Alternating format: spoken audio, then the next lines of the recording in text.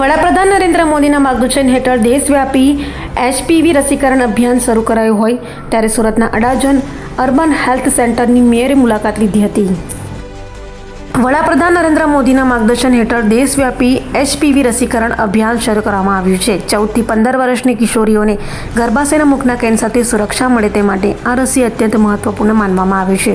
ત્યારે આ અભિયાન અંતર્ગત પાત્રતા મુજબ જે કિશોરીઓએ 14મો જન્મદિવસ ઉજવ્યો હોય અને રસીકરણના પ્રારંભથી 90 દિવસની અંદર 15 વર્ષ પૂર્ણ કરતી હોય એટલે કે 1 જાન્યુઆરી 2011થી 29 ફેબ્રુઆરી 2012માં જન્મ લેનાર કિશોરીઓને રસી આપવામાં આવી રહી છે.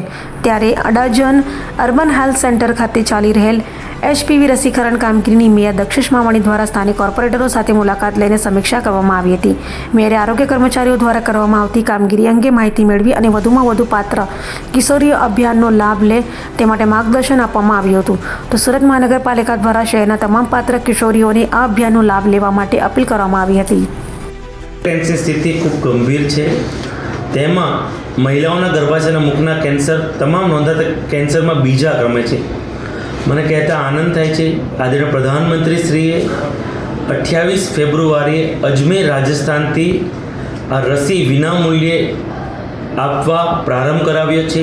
તેના અંતર્ગત ગુજરાતના યશસ્વી મુખ્યમંત્રી શ્રી ભૂપેન્દ્રભાઈ પટેલે રાજ્યવ્યાપી આ રસી મુકાવવાનો પ્રારંભ કરાવ્યો છે. મને કહેતા આનંદ થાય છે સુરતમાં તમામ આરોગ્ય કેન્દ્રમાં આ રસી મુકાવવાનો પ્રારંભ થઈ ગયો છે.